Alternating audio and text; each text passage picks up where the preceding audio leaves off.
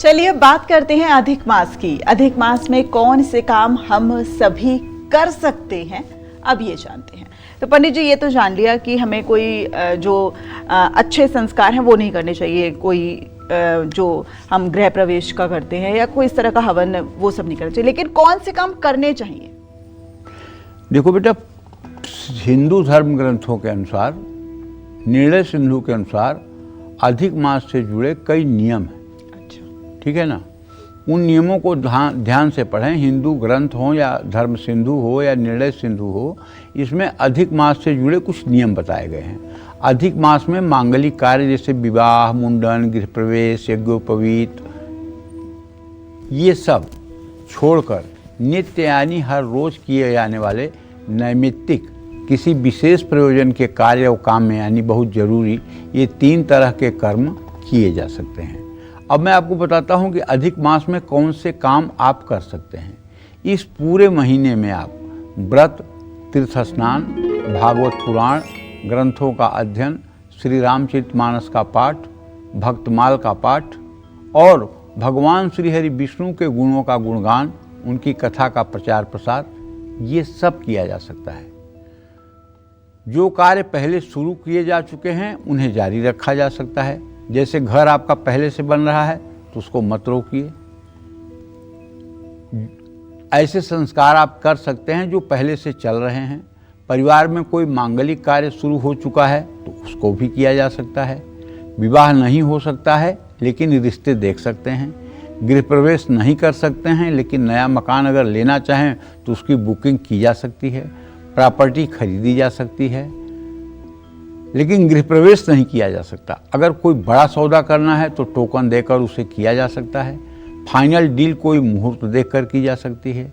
इस मास में देवता की पुनः प्रतिष्ठा की जा सकती है।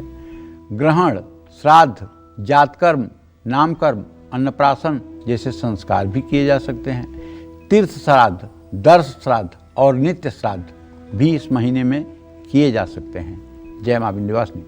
तो कुंडली के कमजोर ग्रहों के अशुभ प्रभाव से बचने के लिए क्या करना चाहिए वो भी जानेंगे, लेकिन पंडित जी इस वक्त ये जानना चाहते हैं कि अधिक मास में जो बच्चे पैदा होते हैं उनकी जो कुंडली है या फिर उनके ऊपर क्या ग्रह दोष का संकट बना रहता है क्या? ऐसा कुछ भी नहीं है, ऐसा कुछ भी नहीं है। चाहे अधिक मास में पैदा हों बच्चे और चाहे किसी महीने में बच्चा पैदा हो, बच्चों की जो जन्म कुंडली होती है वो गर्भाधान के आधार पर होती है। बच्चों का जो प्रसव होता है, अगर किसी प्रकार की अनहोनी नहीं हो रही है तो प्रायः बच्चों का जन्म जो है हमारे शास्त्रों में जो लिखा हुआ है या तो 270 दिन पर होना चाहिए या 271वें दिन पर होना चाहिए या 297 दिन पर होना चाहिए। वृषभ, सिंह, वृश्चिक और कुंभ राशि के जातक 9 महीने 27 दिन पर पैदा होते हैं। शेष राशियों के जातक 9 महीने या 9 महीने 1 दिन में पैदा होते हैं। ठीक है, तो अगर आप 270 में 9 का भाग दें तो 30 शेष आएगा। समझ रहे हैं? तो 30 दिनों की 9 आवृत्ति जो होती है वो बच्चे को गर्भ मोक्ष दिलाती है। तो अर्थात जिस नक्षत्र, जिस तिथि में गर्भ धारण हुआ है उसी नक्षत्र, उसी तिथि में गर्भ का प्रसव भी होगा। अच्छा, ठीक है। इसको कहते हैं ज्योतिष शास्त्र में आधान कुंडली। और ये कुंडली बनाना पूरे भारत में मैं दावे के साथ कह सकता हूँ आधे % लोगों को भी नहीं आता है। आधे % लोगों को भी नहीं आता है। और ये कुंडली तब जरूरी होती है जब कोई बच्चा ट्विंस पैदा होता है और ट्विंस पैदा हुए बच्चों में सिर्फ 2 मिनट का अंतर हो, तो दोनों बच्चों के जीवन में सिमिलरिटी तो होती नहीं। दोनों बच्चे ना एक जैसी पढ़ाई करते हैं, न दोनों का एक जैसा विवाह होता है, न दोनों का एक जैसे भाग्योदय होता है, न दोनों का एक जैसा सुख दुख होता है। तो फिर कैसे पता चलेगा कि किसका सुख, किसका दुख, किसका क्या, किसका क्या? इसके लिए आधान कुंडली की जरूरत पड़ती है, क्योंकि महिलाओं के अंडे जो है वो 6वें दिन से निकलने शुरू होते हैं और 16वें दिन तक अंडे किसी न किसी रूप में विद्यमान रहते हैं, 6ठे से 16वें दिन तक। और मान लीजिए एक अंडा निकला और उसका प्रजनन हो गया, और फिर उसके बाद दूसरा अंडा निकला, उसका भी प्रजनन हो गया, और दोनों अंडों के निकलने में 72 घंटे से ज़्यादा का समय लगा। तो गर्भाधान जो हुआ वो 72 घंटे के अंतराल पर हुआ। तो जब सूक्ष्म उसका आधान साधन किया जाएगा तो पता चल जाएगा कि जो पहले बच्चा पैदा हुआ वो 2-3 दिन बाद के गर्भ का था, और जो बाद में बच्चा पैदा हुआ 2-3 दिन पहले के गर्भ का था, बाद के गर्भ का था। समझ रहे हो? तो इससे मतलब कि पता लगाया जा सकता है कि बच्चे का मन, मस्तिष्क, बौद्धिक क्षमता, उसके जीवन के सुख दुख कैसे होंगे। यहाँ अब जैसे कुछ लोग कहते हैं कि न्यूमरोलॉजी में आप अपने नाम में एक आर जोड़ दीजिए, एक ए जोड़ दीजिए, तो आपका भाग्य ऐसे हो जाएगा, आपका भाग्य वैसे हो जाएगा। मैं उन सभी से पूछना चाहता हूँ दिव्या, कि अगर 2 बच्चे पैदा हुए और एक ही तारीख में पैदा हुए, एक ही समय पे पैदा हुए, अब आपकी न्यूमरोलॉजी कैसे कहेगी कि दोनों बच्चों में अंतर है? क्या आपके पास प्रूफ है? आप मूलांक वही लेंगे, भाग्यांक वही लेंगे, कैसे आप अंतर डिसाइड करेंगे? तो कहीं ना कहीं ये विद्या आकर रुक जाती है यहाँ पे ना।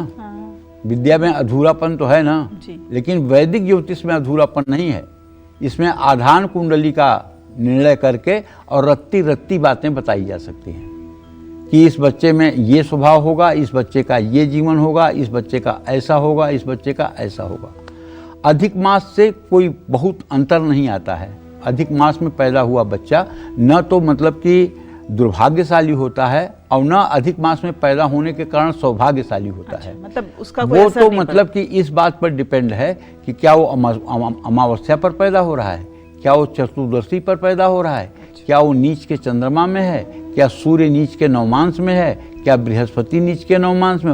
वो तो ग्रह स्थिति के ऊपर डिपेंड करता है कि कोई लड़का भाग्यशाली योग में पैदा हो रहा है कि दुर्भाग्यशाली योग में पैदा हो रहा है। आजकल तो कई बार प्लान भी किया जाता है कि इस समय में बच्चों को पैदा किया जाए, तो अगर प्लानिंग करनी हो तो भी कर सकते हैं। प्लानिंग कर सकते हैं, लेकिन एक बात जान लो, उसका उतना असर नहीं होता है।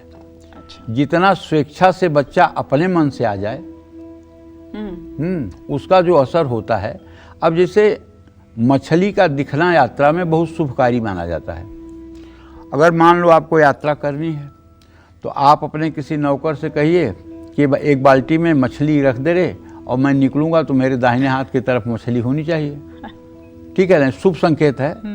तो आप शुभ संकेत बना के जा रहे हैं, लेकिन एक शुभ संकेत होता है कि आप जा रहे हैं और कोई मछली लेकर आ रहा है। आप जा रहे हैं, धोबी कपड़ा लेकर के आ रहा है धुला हुआ, तो ये शुभ संकेत है। आप जा रहे हैं, किन्नर रास्ते में मिल गया। आप जा रहे हैं, कोई सुहागन महिला नए जोड़े में निकल रही है। आप जा रहे हैं, कोई भरी हुई बाल्टी लेकर के रास्ते में मिल गया। आप जा रहे हैं, कोई खाली बाल्टी रास्ते में मिल गई, तो आपका काम विघ्न हो जाएगा। तो मैं इस बात से सहमत नहीं हूँ कि मुहूर्त देख करके बच्चा पैदा कराना चाहिए। अगर नॉर्मल डिलीवरी है तो बच्चे को जैसे हो वैसे आने देना चाहिए, और नॉर्मल डिलीवरी है और उस चीज़ को इस बात में कि नहीं मुझे अच्छे मुहूर्त में पैदा करवाना है इसलिए सिजेरियन ही करवाना है, ये बात थोड़ी सी भगवानगिरी वाली हो जाती है। ये बात थोड़ी सी कम डाइजेस्ट होती है। लेकिन हाँ, आज के डेट में ऐसे भी लोग हैं जो पहले से ही मन बना लेते हैं कि ऑपरेट करवा करके बच्चे पैदा करना है, और ये मतलब कि कुंडली उंडली मिला करके, इसका कोई बहुत असर पड़ता नहीं।